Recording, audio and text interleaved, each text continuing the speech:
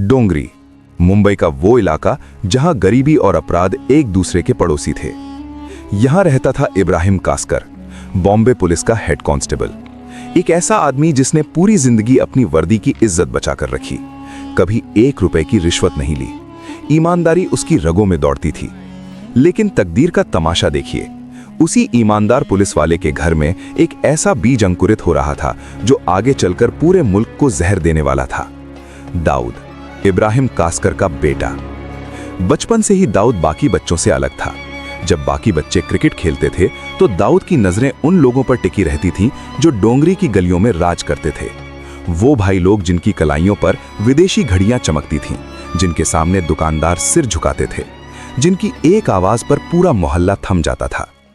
दाऊद की आंखों में एक अजीब सी चमक थी, वो चमक जो ताकत की भूखी थी, वो चमक जो बताती थी कि ये लड़का एक दिन या तो बहुत ऊंचा उठेगा या बहुत गहरे गड्ढे में गिरेगा। और उसने गिरने का रास्ता चुना। शुरुआत छोटी छोटी वारदातों से हुई। राहगीरों की जेबें काटना, दुकानदारों से जबरन पैसे वसूलना, सड़कों पर मारपीट। डोंगरी की हर गली में दाऊद का नाम धीरे धीरे फैलने लगा। लेकिन ये तो बस शुरुआत थी। उस जमाने में मुंबई के अंडरवर्ल्ड पर 3 नामों का राज था: हाजी मस्तान, यूसुफ पटेल और करीम लाला।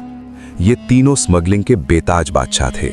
सोना, चांदी, इलेक्ट्रॉनिक सामान, समंदर के रास्ते, ये सब कुछ भारत में लाते थे। इन तीनों में सबसे खतरनाक था करीम लाला, पठान, अफगानिस्तान से आया हुआ। 20 साल का दाऊद सीधा करीम लाला के दरबार में जा पहुंचा। उसने गैंग ज्वाइन कर लिया। दाऊद को जो काम मिला वो था स्मगल किए गए माल की डिलीवरी। सोने की बिस्किट हों, विदेशी हथियार हों या कीमती घड़ियां, दाऊद का काम था इन्हें पुलिस की आंखों से बचाते हुए और दुश्मन गैंग से छुपाते हुए सही ठिकाने तक पहुंचाना। और दाऊद ने यह काम बखूबी किया, इतना बखूबी कि करीम लाला का भरोसा उस पर बढ़ता चला गया। लेकिन करीम लाला के 2 सगे भांजे थे, आलमजेब और अमीरजादा। ये दोनों गैंग में पहले से ऊंचे ओहदे पर थे।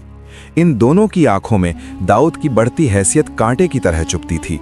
वो देख रहे थे कि एक बाहर का लड़का आकर उनके मामा का चहेता बनता जा रहा है। फिर एक रात कुछ ऐसा हुआ जिसने सब कुछ बदल दिया। एक कस्टम अफसर ने करीम लाला के सोने की एक बेहद कीमती खेप पकड़ ली। आलमजेब का खून खौल उठा। उसने उस कस्टम अफसर को उठवा लिया। मुंबई के एक अंधेरे बेसमेंट में उसे रस्सियों से बांधा गया। आलमजेब ने गरज कर कहा, पठान का माल छूने की हिम्मत तेरी? 2 लाख रुपए का बंदोबस्त कर, वरना तेरे टुकड़े टुकड़े करके अरब सागर में फेंकवा दूंगा। उस दौर में 2 लाख रुपए बहुत बड़ी रकम थी। फिरौती वसूलने और मामले को दफनाने की जिम्मेदारी दी गई दाऊद को। और यहीं पर दाऊद के अंदर का असली चेहरा सामने आया। जब 2 लाख की मोटी गड्डियां दाऊद के हाथ में आईं, उसने बड़ा हिस्सा अपनी जेब में रख लिया और बचा खुचा हिस्सा लेकर आलमजेब के सामने पेश हो गया। भाई, उनसे इतना ही निकल पाया। पुलिस का भी डर था, जो मिला ले आया। लेकिन पठान लोग बेवकूफ नहीं थे।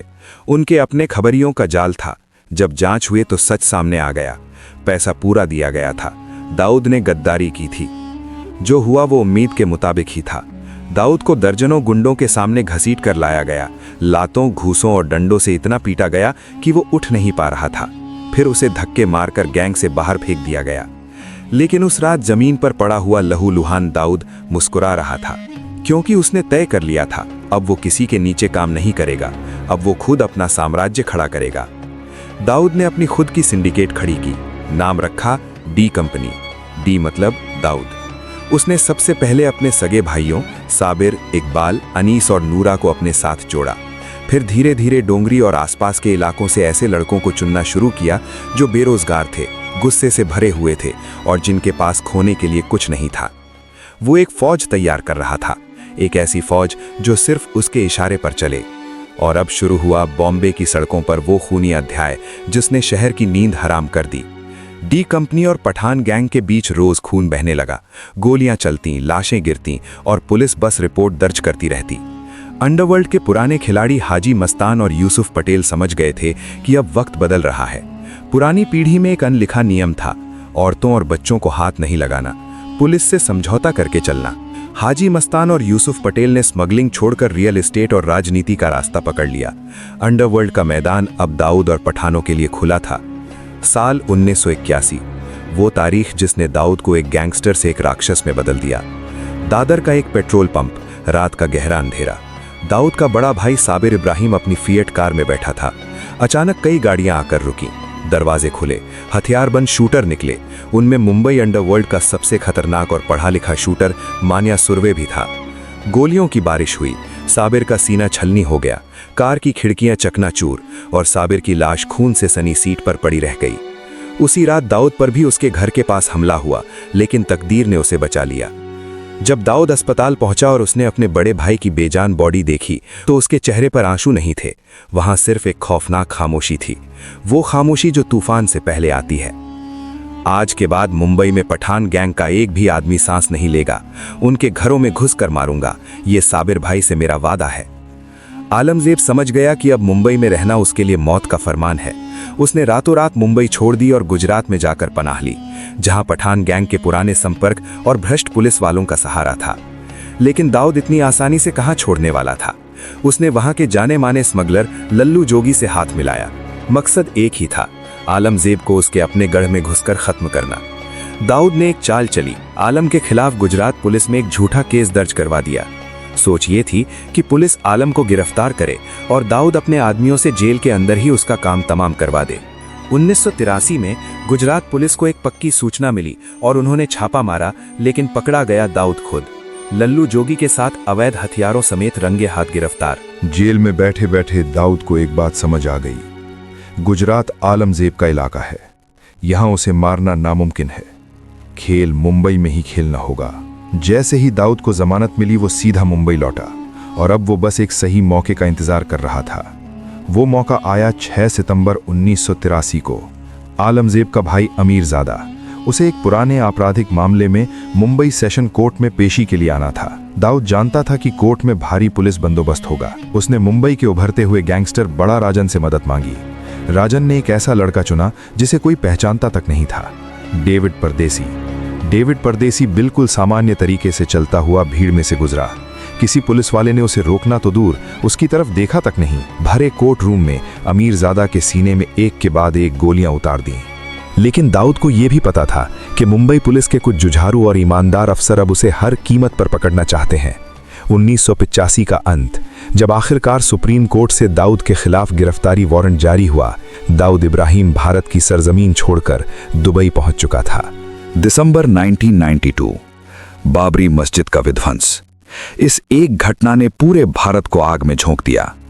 मुंबई की सड़कों पर भी खून बहा। पाकिस्तान की खुफिया एजेंसी ISI ने दाऊद इब्राहिम में एक बेहतरीन मोहरा देखा।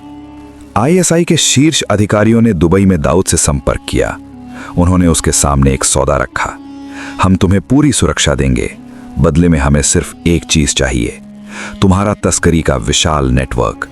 दाऊद, जिसके अंदर बाबरी मस्जिद को लेकर नफरत की आग जल रही थी, उसने अपने ही देश के खिलाफ सौदा कर लिया। दाऊद ने अपने सबसे भरोसेमंद और खूंखार गुर्गे टाइगर मेमन को इस काम की कमान सौंपी। गुजरात और महाराष्ट्र के समुद्री तटों के रास्ते RDX और हथियारों की भारी खेप भारत में उतारी गई।